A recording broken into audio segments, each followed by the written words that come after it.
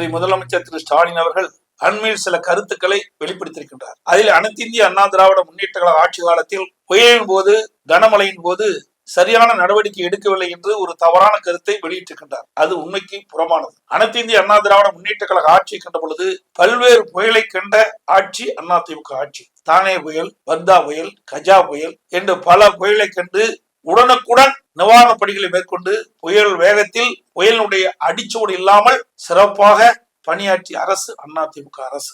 இன்றைய தினம் திராவிட முன்னேற்ற கழக ஆட்சி அமைந்த பிறகு 2023 ஆண்டு மிக்ஜாம் புயல் வந்தது. அந்த புயலின் போது கனமழை பொழிந்தது சென்னை மாநகரத்தில். அதில் கொளத்தூர் சட்டமன்ற தொகுதிக்கு உட்பட்ட காவல் நிலையம் முன்பு இடுப்பளவு தண்ணீர் ஒரு வாரமாக நின்றது. அதே போல கொளத்தூர் சட்டமன்ற அலுவலகத்தின் முன்பு இடுப்பளவு தண்ணீர் ஒரு வாரமாக நின்றது. அதையெல்லாம் கண்டுகொள்ளாத முதலமைச்சர் தான் இன்றைய முதலமைச்சர் ஸ்டாலின் அவர்கள். ஒன்றுமே தெரியாத போல அதிமுக ஆட்சியில் புயல் காலத்தில், கனமழை காலத்தில் எந்த நடவடிக்கையும் எடுக்கவில்லை என்ற ஒரு தவறான கருத்தை இன்னை வெளிப்பட்டிருப்பது கண்டிக்கத்தக்கது.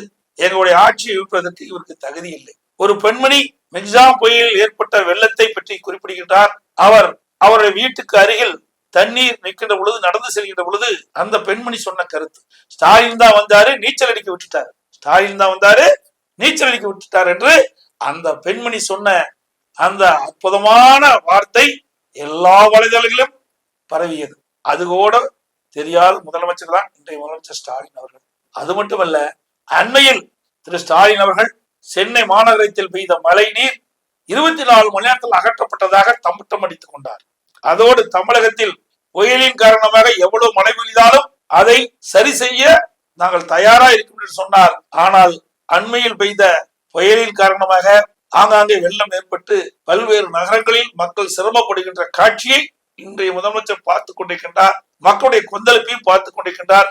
இதுதான் அதிமுக ஆட்சியினுடைய சாதனை என்று நாம் மக்கள் பேசிக் கொண்டிருக்கிறார்.